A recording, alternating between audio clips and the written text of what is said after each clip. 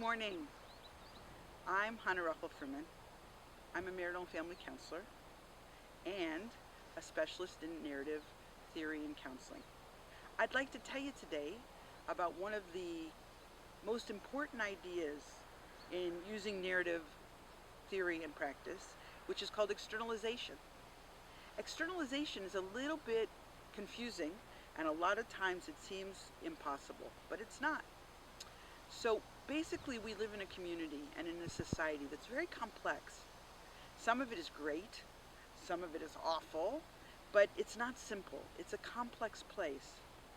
And a lot of the things that exist in it are different normative ideas, ideas that make it work better. So on the one hand, normative ideas aren't a bad thing. They're a good thing. They tell you who to hire, they tell you what job to take, they tell you how to dress. Normative ideas are very good. However, normative ideas can stifle individuality, creativity. So what we do in order to help a person lead the richest, most unique possible life is to externalize different things that they face in life. So instead of it being who they are, it's what they encounter. So for example, I might need a job, and so I might need to go to a job interview. That could make me a little bit nervous.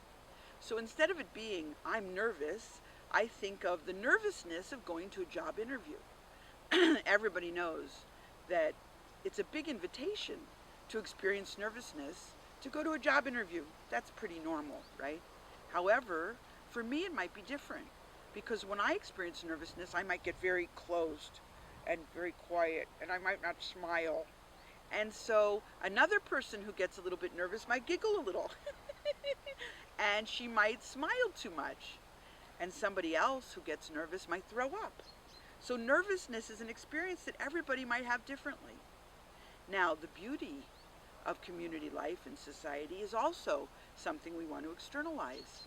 So for example, I'm sitting in nature, and the sky is very blue, and the trees are beautifully green, and the wind is blowing. It's such a wonderful day. So I could say, it's beautiful.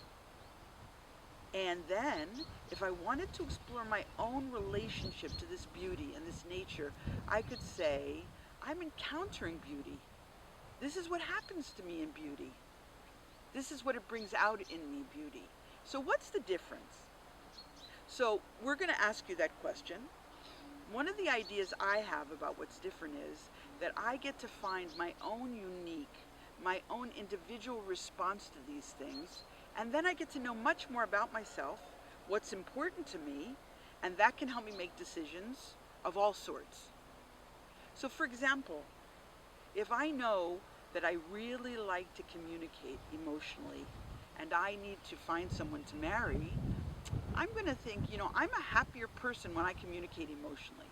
I'm not going to say, I have to communicate emotionally, because that's very stifling and very desperate.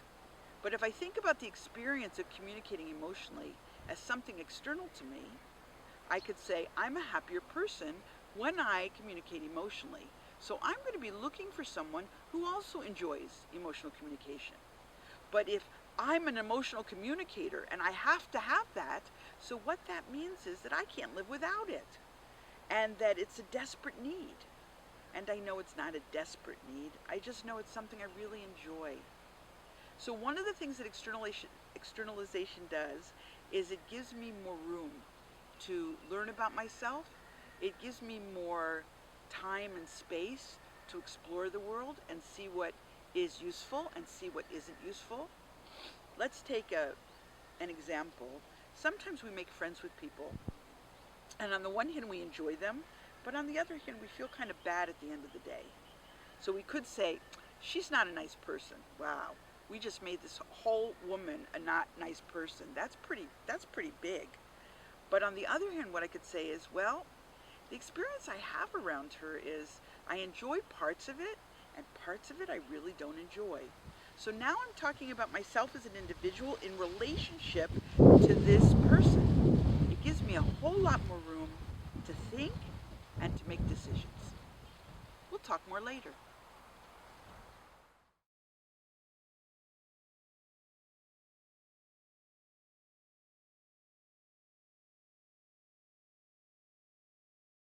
So we'd like to show you a little bit of how this works. Sometimes we experience externalization in a way that's complicated and can be a little bit negative, but can also be a little bit positive. So there's a complexity to it. So I'm going to discuss the experience of the upcoming trip to Prague, where hopefully you're seeing this.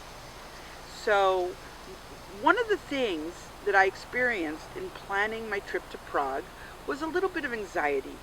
I wouldn't say a lot, I would say a little bit when it came to the ticket, when it came to the luggage, when it came to making plans for how to teach you. So we're going to show you a little bit of how that conversation went in an externalized form. So I'm going to start thinking, and you're going to meet a version of anxiety, and you're going to see how these conversations can have complexity in them. So here I am thinking that in about 3 weeks, I have to get on a plane at 7 a.m. in the morning on a Tuesday. Now, we were going to take a narrative trip to the zoo, but it turns out that John and Vladislav are busy. So the question is, should I spend the day sightseeing? Should I spend the day resting? And now I'm starting to not know what to do with my free day. If I go to the zoo, then, what might happen if I go to the zoo, anxiety? Well, by yourself? I mean, you don't know the zoo, you don't know the city. I don't know. What do you think? Well, it's true. I learned that girls shouldn't go places alone. But maybe the zoo is different. Maybe I could experience a little bit of independence and go to the zoo by myself. I don't know. I don't feel so good about that. Maybe you should think about that some more. I don't feel good about that. Well, what might happen? I don't. It's a different country, a different city. You don't know it, and do you have the right change? Do you have the right money? Right. I don't know. Well, the truth is, that the zoo was on the end of a bus line. So that was a little bit scary to be on the very end of the bus line. Yeah. There were no taxis around. We were kind of out in the boonies. But I do love animals, and I do love to see different kinds of zoos. Maybe there's somebody else that Vladislav could send with me. Oh, yeah. That's somebody to keep you company, and you wouldn't be alone, and they could help you out. Okay. So here's the bigger worry. The bigger worry is there's going to be a group of psychologists. There might be 10, there might be 12.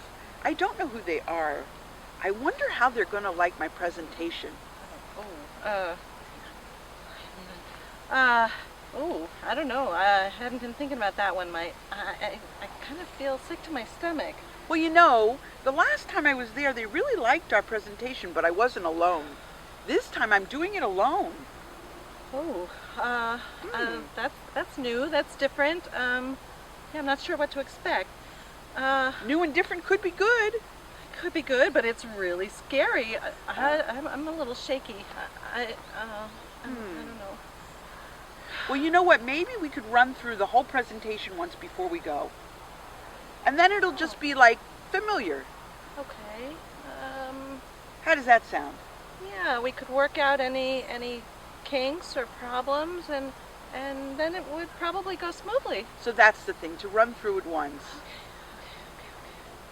Sounds like it's going to be a good trip. All right. Good. Thanks for your help. Sure.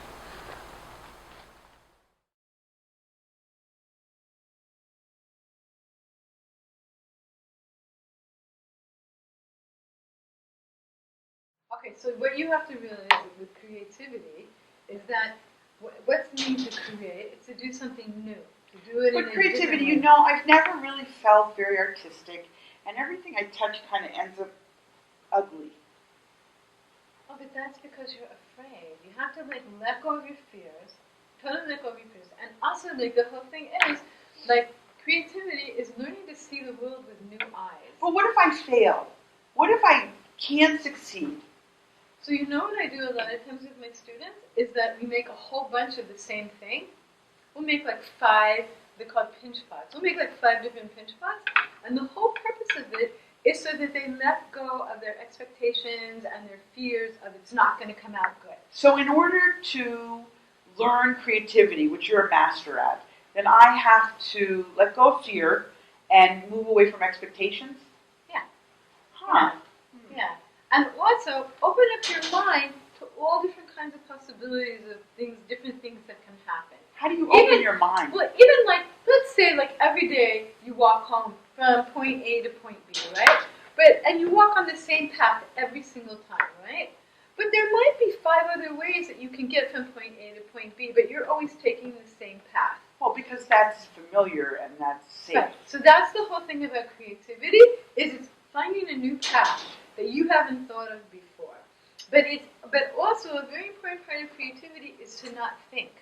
To like take your mind, Not think. Take your mind, put it on the side. Take your ego, put it on the side. Take your fears, put it on the side, and just become an empty vessel and let the inspiration come through you.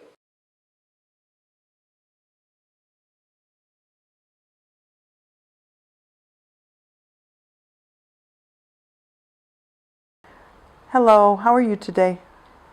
I'm okay, but I've just been feeling really overwhelmed at home with all the housework and a lot of pressure from the kids, and I'm losing my temper with them because I feel like there's so much to do. So, I don't know.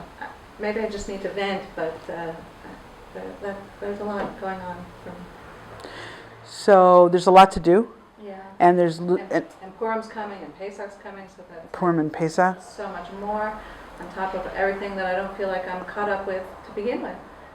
And an experience of losing temper Yeah. is happening? Yeah. Okay. And yelling at kids? Yeah, I mean they're not doing what they're supposed to do to help out, and I don't want to do their jobs for them, and I don't want to tell them 100 times to do what they know they're supposed to do. So, yeah, I lose my temper, and I don't want to lose my temper at them. So, I just have a hard time keeping it under control. Okay. So what would you say is the biggest part of this right now? Overwhelmed. What kind of question is that? You're not even as good as the students in the group that you teach. Come on, think of Michael White. Think of David Epstein. Would they ask pathetic questions like that? Come on, let's get with it a bit. Do something with your style. Put some brain into it. Come on. Uh-huh. So what was the biggest part of this? Being overwhelmed by everything I have to do. Overwhelmed.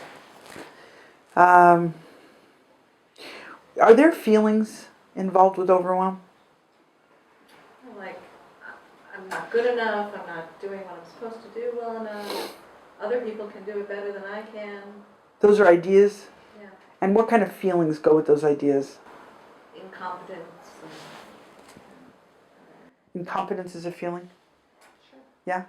Can you tell me more about the feeling of incompetence? That I can't do it. That it's just gonna wash right over me and Can't do it. I'm gonna get that. Stay present. You know what this feels like. What would creativity have you ask? How does incompetence actually come across? Is it a headache? Is it a worried stomach? Is it a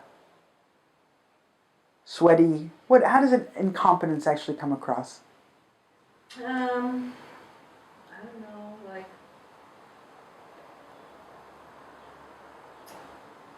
just hopeless. Hopeless. I'm noticing that your head shakes a lot when you talk about overwhelm. Is that part of overwhelm, to feel pulled into directions or to feel turbulence? Shake it off. You want to shake it off. Yeah. When are you going to get the message already? You can't do this. You're never going to be a therapist. You can't do this. What would it be like if you could shake it off? I don't know, it would still be there, so it wouldn't really do much good. It would still be there. You can't shake it off. Can't shake it off. Okay. Here we go again, one of these sessions. I really don't like these kind of sessions. Does overwhelm have a lot to do with the kids as well as the holidays? Yeah, I mean, if they were helping out, then I wouldn't be as overwhelmed. Really? Or if they did something that they knew they were supposed to do, the first time I said to do it, I wouldn't have to keep after them, Right. lose my temper. I see. How have you worked out to get their help when you have? Well, we have a list of all the things they're supposed to do each week. Oh, yeah? Every Friday, even though they know they're supposed to do those things, it's just a fight to get them to do the things they're supposed to do. And a couple of them manage to slip out of important jobs week after week, and it's just really frustrating. And then I have to do their job that they were supposed to have done. So is what we need to do talk about a system that's more efficient in getting children to help? Is that part of what overwhelm is about? Maybe. Come on, Hannah. Believe in yourself. You've done this 1,000 times before, and you can do it now. You're a great therapist. Come on, just go for it. So maybe, is that something that you've seen work?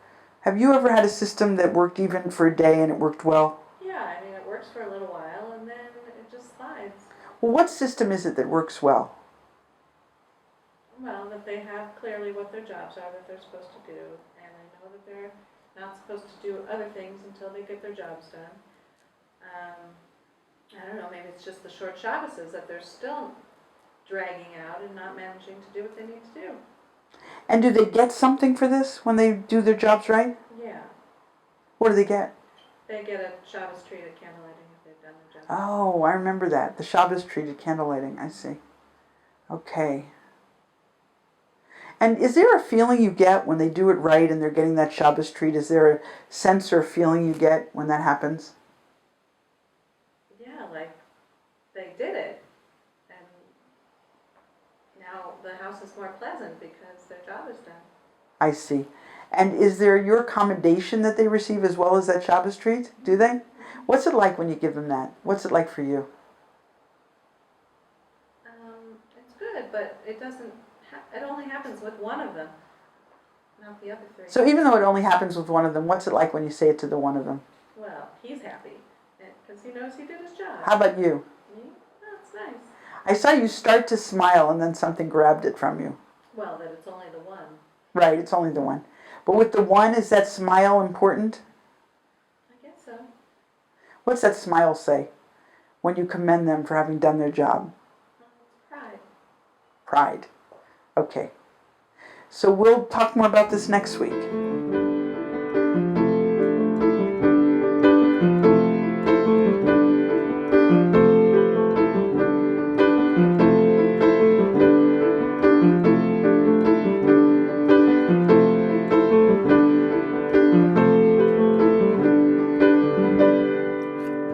La la la la la la la la la la. La la la la la la la la la la. La la la la la la la la la la. La la la